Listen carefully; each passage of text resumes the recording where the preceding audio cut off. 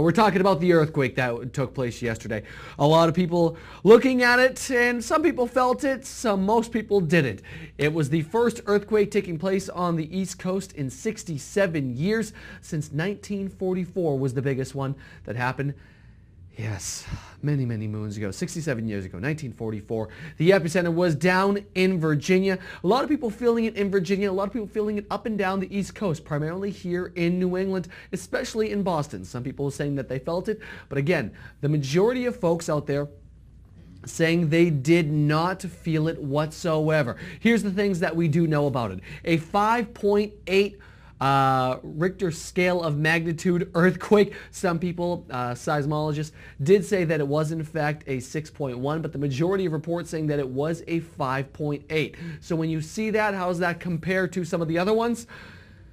It doesn't really. But it is strange for this side of the country here in the States. It's something that doesn't exactly happen all too often. And one thing that we wanted to show you guys, well, was kind of the effects of it. Now, obviously, here in Boston, as I mentioned, it wasn't as big. But down in Virginia, it was a bit of a different story. People were starting to feel it. One of the things that we wanted to make sure we brought to the table for you was, well, a little clip of someone feeling the effects of the earthquake in the middle of a commercial taping. Take a look. How you doing? I'm David Harmon. I'm the general manager at GNC Tire and Auto. Just thought we'd take this opportunity to show you our new customer waiting room. Hey, you feel that? Hey, Greg! Huh? What was that? My God, I think that was an earthquake. They were filming a commercial, just a little quick 30-second promo shoot for an auto manufacturing company, or auto repair company, I should say. And that, you know, they felt the effects of it. Now, as far as feeling the effects of it, it's not over. There's going to be a little bit more to come out of this, and that's the thing I want everybody to be aware of out there, because a lot of people are saying that you could, in fact, feel some of those things called aftershocks. Again, it's strange for this part of the country. The aftershocks are what people are saying, and they are also continuing to say that aftershocks aren't something that necessarily happen right after or has happened the day after. An aftershock is something that could happen 3, 4, 5 months even after the fact. Now, they also mention the fact in this article, although it is an aftershock, apparently because this one was so small, this initial quake was so small, being only 5.8, well, an aftershock, the majority of people won't even feel that. So it's going to feel more or less, I forget what they equated it to, but it's basically like someone giving you a pat on the back. Chances are you're not going to feel it. And up here in Boston, they call it the Jello quake, meaning you really just kind of felt a little wobbly right now. So that's what a lot of people are saying about as far as the aftershock goes. Now, as far as that, you know, what were some of the effects of it? What happened? What was some of the devastation? Now, obviously with what took place overseas and what takes place in California time and time again, it's people, you need to see the after photos to kind of know and have a clear-cut idea of exactly, well, what took place. So we wanted to go through some of the 20 most devastating photos there were, you know, from this earthquake. So here we go. Let's just kind of scroll on through some of these. We can go very quickly. Obviously, you know, people's dolls falling flat on their face. You know, maybe some books. Yeah, books. Yeah, they definitely came off the shelves as well.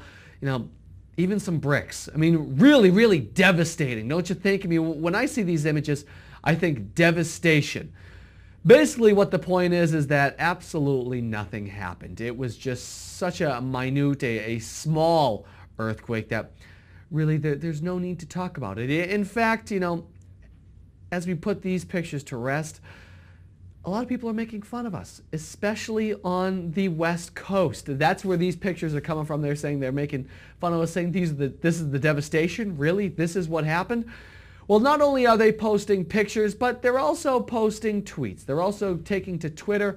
A lot of people are taking to social media to really, well, kind of jab us in the eye and poke us in the eye. And here's a tweet coming from the West Coast. This one coming from Brian Hickey. He's saying, upon further reflection, yesterday's earthquake was the most harrowing time for the East Coast since that day it rained. Oh, thank you, Brian Hickey. Appreciate it. Well, but I have news for you, West Coast. While you guys do have the earthquakes, we here on the East Coast we have things called hurricanes. Yes, you guys don't get those.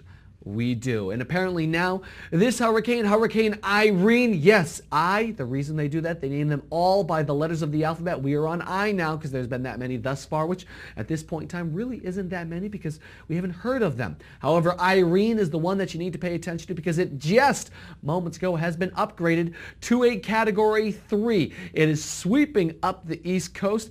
It's apparently pounding the Bahamas right now as we speak. And it started out as a Category 1. It then, late last night, was upgraded to a Category 2.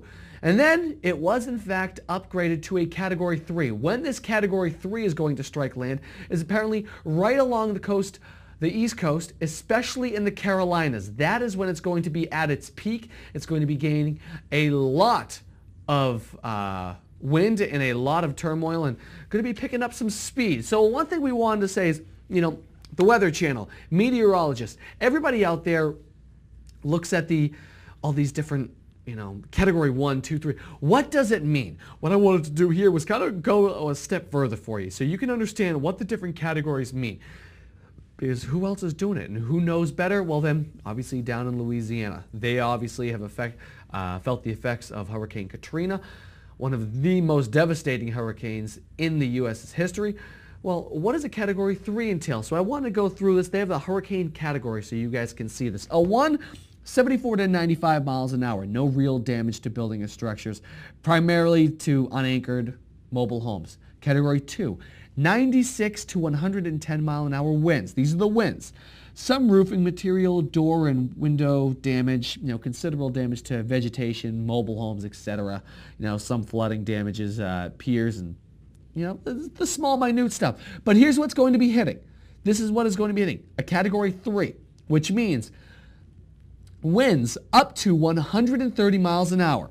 Some structural damage to small residences and utility buildings, with a minor amount of curtain wall failures. Mobile homes are destroyed. Flooding near the coast destroys smaller structures with larger structures damaged by floating debris. Terrain may be flooded well inland. So that's the biggest thing. That is what a Category 3 is. So when they say it's been upgraded to a Category 3, that's what it means right there, folks, because no one else is saying it. I watched the news last night. I watched the Weather Channel. What do these different categories, they expect you to do it? What do we do here? We take it a step further so you can actually understand it.